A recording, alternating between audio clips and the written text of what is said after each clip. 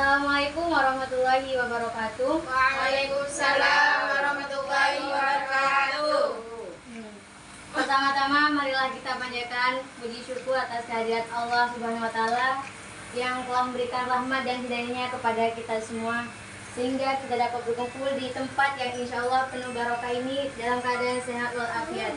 Kedua kalinya, sholawat dan salam semoga tetap tercurah limpahkan kepada junjungan kita Nabi besar Muhammad Sallallahu Alaihi Wasallam, yang mana telah membawa kita dari alam jahiliyah menuju alam yang terang benderang seperti sekarang ini, yakni agama Islam. Hadirin yang dirahmati Allah, saya Nur Faizatul Rofiah akan menyampaikan pidato saya dengan judul Jangan Pernah Tinggalkan Sholat. Di sini saya akan menyampaikan nasihat para ulama buat kita semua yang masih sering meninggalkan sholat atau mungkin meremehkan perintah sholat.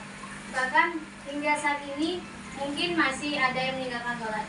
Para ulama menyampaikan banyak ayat-ayat dan hadis-hadis yang menjelaskan tentang ancaman Allah bagi orang yang meninggalkan sholat. Bahkan kalau kita membaca di dalam rukun Islam, sholat itu termasuk rukun Islam yang kedua setelah syahadat.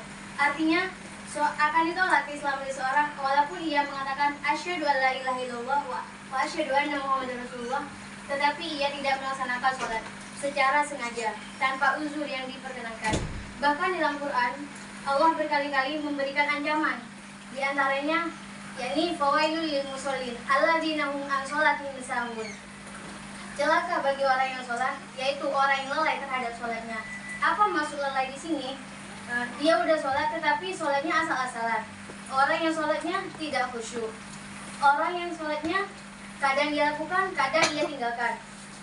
Orang yang sholatnya buru-buru dan tidak meniru rukun sholat. Orang yang tidak benar dalam wudhu atau bersih sucinya. Lalu bagaimana dengan orang yang tidak sholat? Maka Allah SWT menjelaskan ciri-ciri orang yang munafik, yakni ia malas dalam ibadahnya, bukan tidak sholat tetapi ia malas dalam sholatnya. Allah berfirman dalam surah An-Nisa, wa idza qamu ila sholah qamu kusala. Mereka berdiri untuk sholat tetapi ia berdiri dalam keadaan kusala, yakni bermalas-malasan. Mungkin kita sholat tetapi apakah sholat kita termasuk bermalas-malasan? Apakah tarawih kita masih bermalas-malasan?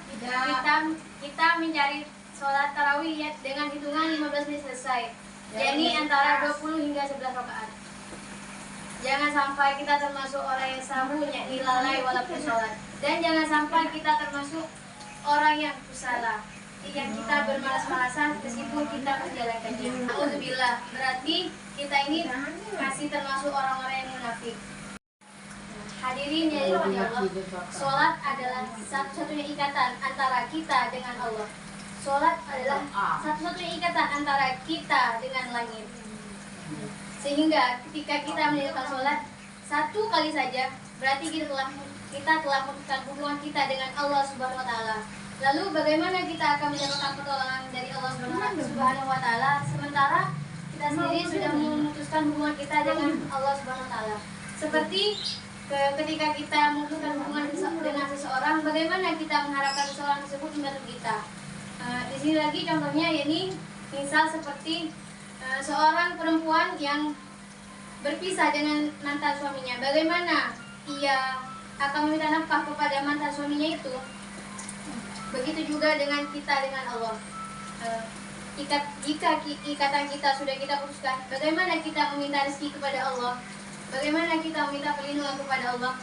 Bagaimana kita meminta Allah memperhatikan dan mengurus kita, sedangkan kita sendiri yang sudah memutuskan hubungan kita dengan Allah.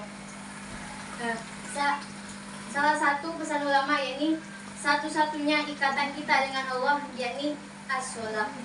Siapa yang meninggalkan sholat secara sengaja tanpa alasan yang diperbolehkan oleh agama, berarti ia telah memutuskan hubungan dengan Allah SWT. Bahkan para ulama sampai berpendapat, seandainya seorang meninggalkan sholat sampai akhir hayatnya, maka ketika ia dikuburkan, ia tidak boleh dikuburkan di kuburan kaum muslimin. Dia tidak boleh disolatkan oleh ulamanya kaum muslimin, kecuali hanya oleh keluarganya sendiri. Bahkan ketika dia masih hidup, Jika ia tidak melakukan ibadah sholat secara sengaja dalam waktu yang cukup lama, maka ulama mengatakan bahwa ia termasuk seseorang yang murtad. Dan seandainya ia tidak melakukan ibadah sholat secara sengaja dan dalam kurun waktu yang cukup lama, maka ia harus menceraikan suaminya. Dan jika ia seorang suami, maka ia harus menceraikan istrinya. Kenapa? Karena tidak halal bagi perempuan mukminah menikah dengan laki-laki yang meninggalkan sholatnya. Ini menunjukkan sebagian ulama berpendapat orang yang sengaja meninggalkan sholat berarti ia murtad dari Islam. Ini bukan pendapat semua ulama, tetapi ini menunjukkan bahwa betapa pentingnya sholat itu. Nanti di akhirat, sholat adalah amal pertama yang ditanyakan oleh Allah Subhanahu wa Ta'ala. Seandainya sholat kita benar, maka amal-amal yang lain akan Allah perbaiki. Tetapi seandainya sholat seseorang itu rusak, maka amal-amal yang lainnya akan ikut rusak bersamanya. Na'udzubillah. Hadirin yang dirahmati Allah. Kita boleh tidak membayar zakat jika kita tidak mampu. Kita boleh tidak haji apabila kita tidak mampu. Tetapi kita tidak bisa meninggalkan sholat dengan alasan apapun. Misal, ketika kita berperjalanan, kita bisa menjamaknya. Ketika kita tidak bisa melakukan secara berdiri, kita bisa melakukannya dengan cara berbaring. Saking pentingnya ibadah ini, Allah itu gak mau kita memutuskan Allah Subhanahu wa Ta'ala. Orang yang meninggalkan sholat berarti ia telah memutuskan hubungannya dengan Allah Subhanahu wa Ta'ala. Bagaimana rasanya diputuskan tanpa alasan? Kita udah baik terhadap seseorang itu, kita udah menyerahkan semuanya, kita udah berkorban, kita udah memberikan semua hak-haknya, lalu dia itu memutuskan kita tanpa alasan apapun. Begitupun yang dirasakan Allah ketika kita memutuskan hubungan dengan Allah Subhanahu wa Ta'ala, yaitu dengan cara meninggalkan sholat. Sedangkan Allah sudah memberikan banyak kebaikan kepada kita. Mudah-mudahan ketika kita menjaga sholat, Allah juga akan menjaga kita. Amin. Amin. Mungkin sekian yang dapat saya sampaikan. Wassalamualaikum warahmatullahi wabarakatuh.